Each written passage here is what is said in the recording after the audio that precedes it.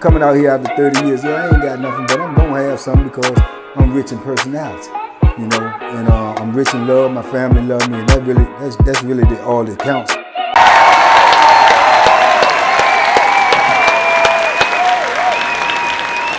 Hey man, shout out to everybody out there on Team Banky Pound. I appreciate the love. I appreciate the boom. Double time, man, because we got the greatest on Sugar Ray Robinson. You dig? Ain't nobody greater than that. I ain't going back and forth what you need about it. You hear? Listen, man, big love to everybody who support the movement, everybody who support the platform. As I told y'all this morning in the Morning Mud, man, we're going to be making some changes. But if you with me, you with me. If you not, I still love you. You know what I'm saying? But we got to make some moves over here. We got to get this thing popping. This message need to be out and about all over the world. We need to change some people's minds. We need to change their outlook at life and let them know, man, you only get one shot. Do not miss your chance to blow because opportunity comes once in a lifetime. So does life. Let's go. Let's get it. Listen, I'm going to tell you why I think personally, which I think I'm kind of accurate, but why people work out so hard when they're in prison. A lot of people will see a dudes come over prison, they be totally different. Their body done transformed. They look so strong, so different. They always say, oh, he got that glow, woo. This is why dudes work out so hard in prison. It's not what you think just so they want to get big, they want to get muscular, woo. That's just the byproduct of it, right? The truth of the matter is, once you get inside that system, you work out hard and you start working out, even if you ain't never worked out in your life. If you care about your life, because you understand and realize that, number one, is a means to survival. You have to be strong because you never know what may come at you. But the most important reason, I believe, is because your health, man. If you get sick in prison, brother, you will be neglected. You will be overlooked. You will be attended to as they see fit.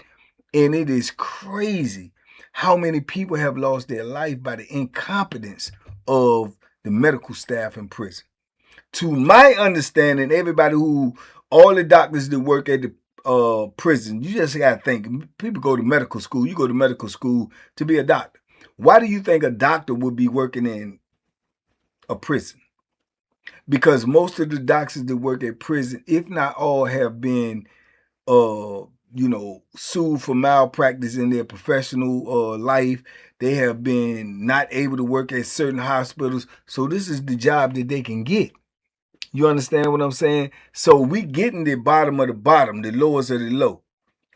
People that have already made major mistakes out there in the real world in their field. So, man, the medical is outrageous. So this is why dudes work out, because it will help you stay alive. And that is your number one goal in prison, is to stay alive. Man, look, I went into prison at probably 145, 146 pounds. 145, 146. I come out of prison weighing 174. Tip-top shape. But I did that because I had to stay in shape while I was in prison. And even though you try your best to stay in shape while you're in prison for whatever may come your way, you still not going to be always successful. I will say in prison in 33 years, I didn't get that sick. Probably because I worked out so much. I didn't get that sick. The worst thing that probably happened to me was with the surgery on my hand, and that came from a fight. I caught a couple of colds and flu a couple of times because I cut hair as a barber. I'm around everybody. So even though my immune system was strong and I got tons of allergies that I didn't know about, I still was able to stay relatively healthy while I was in prison. You understand? But to give you an example of how the medical works in prison is, even when I first went to prison, man, everything was free. Everything was free when I went to prison in the 80s. You could ask for Tylenol any time of the day, and the person that's working on the floor will bring you Tylenol, give you free Tylenol. You need to go to medical, you can fill out a request, you go to medical. You know what I'm saying? It wasn't no fee. Before I left prison, all of those things had changed. Everything costs money. Everything is legal extortion in prison. You want aspirin, you got to pay for it. You want to go see medical, you got to pay a co-fee just to go over there to see them to tell them what's wrong with you. Then you have to pay for whatever services they need, which is wrong with you. I got a cold, I need cold medicine, you got to pay for it. You know, it became a business right in front of my eyes. You know what I'm saying? And then you still gonna get over there and you gonna have to go through this, that, and the third. When I went to prison, everybody who need glasses, you could go over there and you could get state glasses. Because you take an eye test and your eyes is not right, they'll give you glasses. Now you gotta pay for them. It's like almost $200 and something. You gotta pay for them. All them ugly black frame glasses you see in prison, the dudes wear the state glasses, they had to pay for those. You understand? You get a charge now. They start, part of your punishment was a $12 fee. You steal an extra tray, $12 fee. It don't even cost them but like 35 cents or $1.35 to make a tray. Every tray in the DOC costs less than $2, but they charge you $12 if you get an extra one. So it's legal extortion in prison going on right now, man. If you owe money, if they charge you $12 for a fine or whatever, and you ain't got no money on your books, when your people them send you some money, they take whatever you owe, whatever charges you got, they take that money off top. You never see it. You never touch no money in prison that people send you. It's all on the books. And they control that. You understand? So medical is a big thing in prison, man. I've seen dudes die to lack of medical attention. I've seen it. I seen a dude on Greensville, and the rumor is he was the legendary drug dealer from New York, Fat Cat's brother. That's what the rumor was. He had a lot of pictures of him who supposed to be his brother. But he OD'd one day on Greensville. And they was trying to get him to medical, and he passed out even more on the boulevard, and they couldn't get him up. So they called medical, and medical rush out there. They trying to clear the boulevard, and medical rush out there and looking. They don't even know what's wrong with him. They couldn't even determine what's wrong with him. The thought that he might be ODing on drugs never even crossed their mind. They just thinking he unconscious, he having a seizure, he was actually ODing off of drugs. He had some drugs, he ODing, because they not even considering that. And he died right there on that boulevard.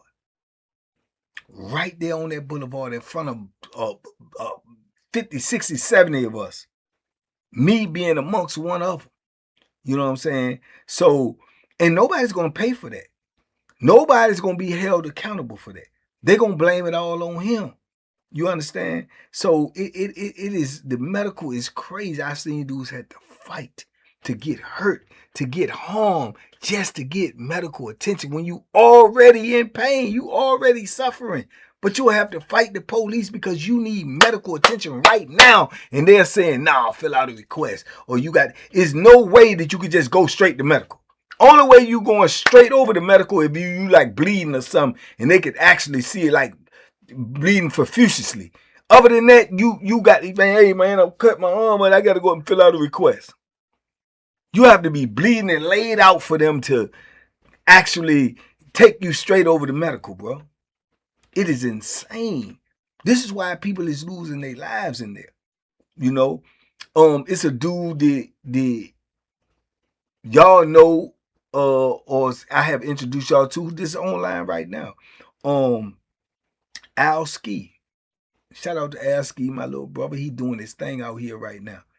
But I remember being on Sussex with his father, his real biological father. I remember being on there with him. And he was real bad off, man. He had some hemorrhoids or something that was real bad, and he was crying in pain, begging to go to medical, begging to go, and they wouldn't take him. And they said, fill out a request. He said, I already did, man. They ain't called me yet, man. I need to go, man. He could barely walk, man. He was in so much pain. And they arguing with him, and they argue, you got to go back to your cell. He said, man, I'm not going to my cell unless y'all come take me to medical. You got to go to your cell. It's count time. We get ready to lock up. You better go to your cell. He ain't go to his cell. He said, man, I ain't going, man. I can't go. I can't go, man. You know, and he went right over there by the booth and sat down. And do you know that them people was trying to shoot him? for being across the line. They was trying to shoot him, but the gun angle wouldn't get down that far because he set up against the wall. He in pain right at the booth. The booth is here, so it's a red line all the way around the booth where you can't come across. You got to step at that red line and holler at the people in the booth. He went past the red line, set up against the wall, and dropped down on the ground and sat down, man, and he was in pain. He's sitting to the side because he can't even sit down straight. They trying to get from behind the line, but the gun angle has the bars in it, and they couldn't aim the gun down. They was trying to shoot him for trying to get some medical attention, bro.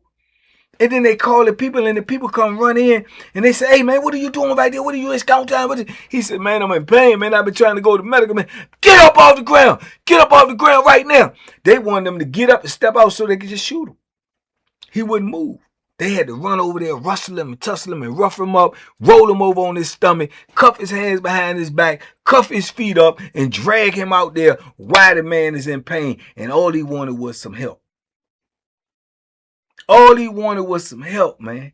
And when you look at that stuff and you see that stuff, it makes you realize yourself. You have to look at yourself. What if that was me? That lets you know your life means zero in prison, which I have told y'all several times. It means nothing to these people.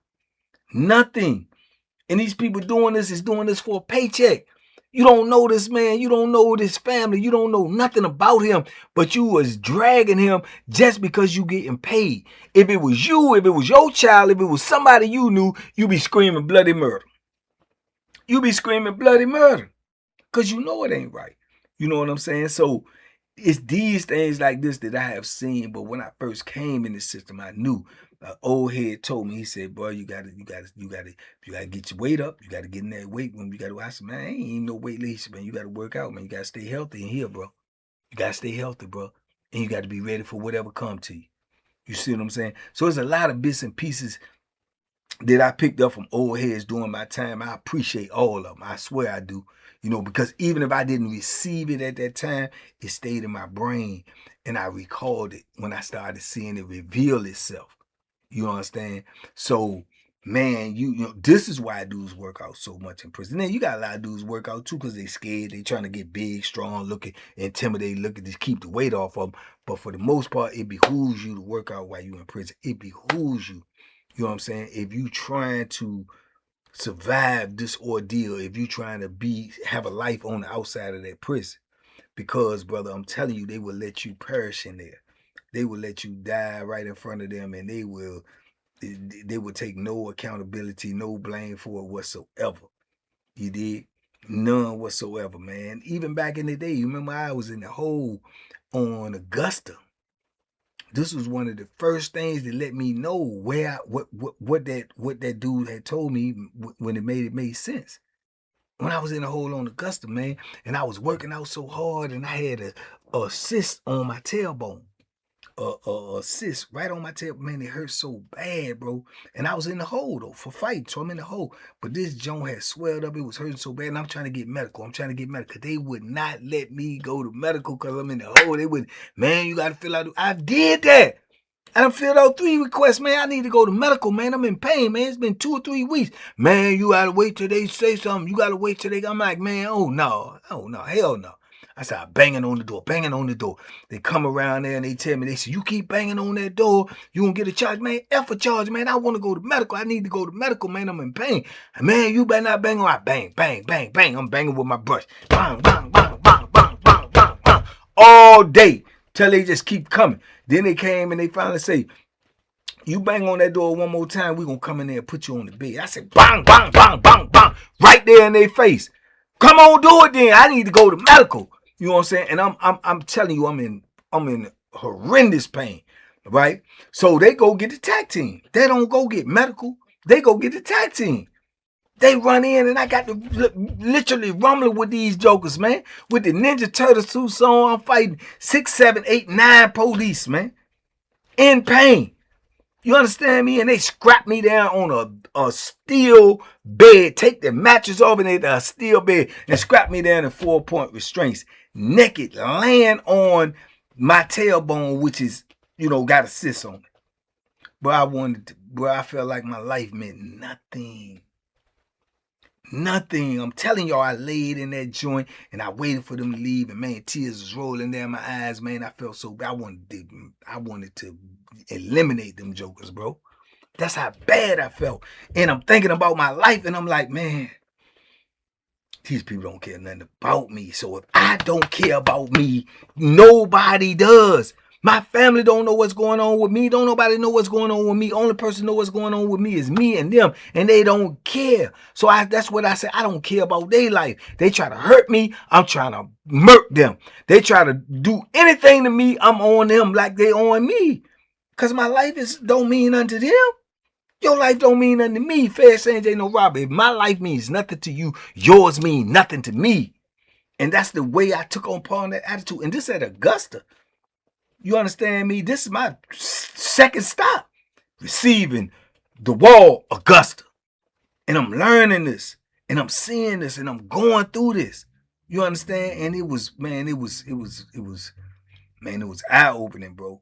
And I laid in there, man, and they kept me on there for 72 hours, and I come up off of that joint, and I'm still in pain, man, and then I'm just laying in the bed, and I'm just trying to heal myself. I'm taking advice from other dudes. Man, put a hot compress on and just keep it on and keep it on. And I'm laying down on my stomach reading books and keeping a hot compress on my tailbone, man, and this ain't no the joint bust on its own. I ain't getting no medical attention.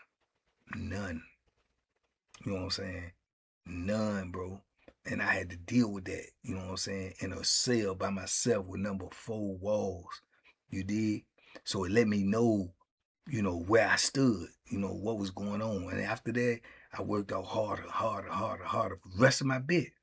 I'm telling you, you ain't gonna find me, but man, very short moments in my bit where you will find me where I want in tip top shape.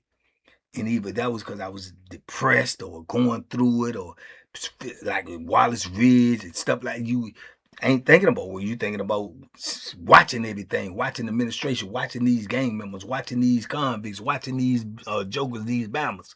You know what I'm saying? So it's just different emotions and stuff you'll go through, but you get to understand, man, that life means nothing, bro. It means nothing to these people, bro. You just like a project, man. You just like, you just a means to them to take care of their family. That's all you are. That is it.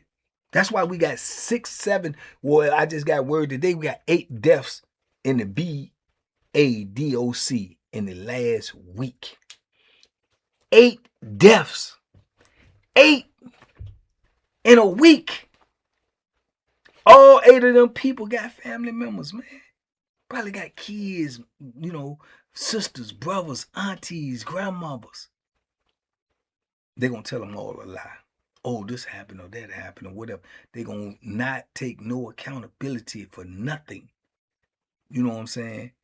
This is why you got dudes in there that's getting high. They're getting high to try to numb the feeling of where they at. To numb the reality of what's going on around them. To numb the reality that, man, but this ain't it, man. My life is nothing. They feel like they ain't got nothing to lose. They ain't got nothing to lose. And I've been in that state, so I know what it feels like. I know exactly what it feels like. So that's why I speak on it. But dudes don't lift weights in there necessarily to look big and strong. They lift weights because they know that if they get sick, nobody's gonna really give them top-notch attention that they need. You're not gonna get it. You're not gonna get it, bro. They're not even qualified to give you the medical attention that you need. And if you ain't got no money on your books, it's sad to say, I truly believe, we used to have debates and talks. If you ain't got no money on your books, they gonna look at your account, and it's just like out here on the street. If you ain't got no insurance or you go to the hospital, man, them people ain't trying to, they not trying to service you. How you gonna pay for this? They're not worrying about what's wrong with you. They worrying about how can you pay for it. You understand? So take that, the philosophy they use out here on the street with insurance is even worse in prison, because they like, he ain't got no money on the book, man. Put him at the back of the list. You need some glasses? You can't see? What does this count say? Oh, he got 38 cents on his count. All right, put him at the back of the list. You ain't getting it, bro. I seen people lose their life for lack of medical attention. I told y'all before I got out, I needed a root canal. Mark Peace going through this right now. He got pain in his mouth and he been writing requests. He been filling out grievances. He done had people call in. He done had people calling medical staff. Still ain't seeing the people that he need to see and get the help that he need. I needed a root canal for 2.5 years before I made parole. I went over there. I paid to go over there to get diagnosed, and they said, you need a root canal. I said, okay, well, I'm trying to get it. Well, they said, well, you know, we might have to send you out on the street to get that, and we can't pay for it. You got, but okay, I need it, though. You said, it's hurt, man. I'm hurt. I'm in pain. Well, we'll put you on the list. Man, list ain't never come up. 2.5 years. I done paid a CO money to bring me Ambisol to put on my teeth. Little tube of Ambisol. I had to get that joke for $50. Bring me that. Try to relieve the pain. That won't cut it. Dudes gave me all these house remedies. That won't cut it. Then a dude told me, he said, man, get you some tea and put the tea bag in your mouth on your tooth and leave it in there, man. Leave it on your tooth. It's gonna make the pain like 60% less. I started doing that. That's the only thing that worked for me. So I ordered a tea box had 100 packs of tea in it. And I used to cut the tea bags in half, fold them up, make 2 out of 1 tea bag, put it in my mouth. I'm walking around all day like I'm chewing tobacco or I'm chewing snuff or something, spitting. Just to be relieve of pain because these people won't do what they getting paid to do by taxpayers' money. You understand me? I did that for 2.5 years. 2.5 years, bro. I'm out on the yard. Dudes like, man, what you doing? Boy, you chewing tobacco? Because I'm spitting out black stuff, but it's tea. It's tea. Then when I made paper and the warden asked me, all right, well, you made it. You finally made it, man. What can anything I can do for you, man? And, you know, good luck. I said, man, I need to go to medical. He said, what's wrong, man? I said, man, I've been needing a root, and I got it. Just like that. So he could have been did it. See what I'm saying? So, yeah, man, your health is monumental in prison. It's monumental for you to be able to protect yourself. It's monumental for you to be able to hope to have a life after prison. You know, after prison. Because if you rely on them to take care of you and to make sure you good, it ain't gonna happen. It ain't gonna happen, man. So, yeah, man, but the medical conditions in there is crazy. I know dudes that got bullets in them that people would not remove. I told y'all, even in prison, you can donate a organ to somebody. You could give somebody a kidney in prison. You could give your family member a kidney in prison if they need one. I know a dude that gave his mama one, and he ended up becoming deathly ill. I hope he's still alive. I don't know. But he gave his mama one. But you know you can't receive that one, not even to save your life. Think about that. I can give my organ because I'm in prison to save a life on the street. But somebody on the street can't give me one to save my life. Sad, man. Sad, man. But anyway, man, just a little something for y'all to think about, man. Hey, I know it ain't the traditional, but I'm going to keep them coming. I'm going to bring it to you. Whatever's on my mind is going on y'all, man. You heard me? So y'all talk to me. Let me know in the comments what y'all think, man. Y'all be safe, be smart, make good decisions, man. And if this don't make you want to stay out of prison, I don't know what to tell you, brother. Live your life. Be free. We out. Hey.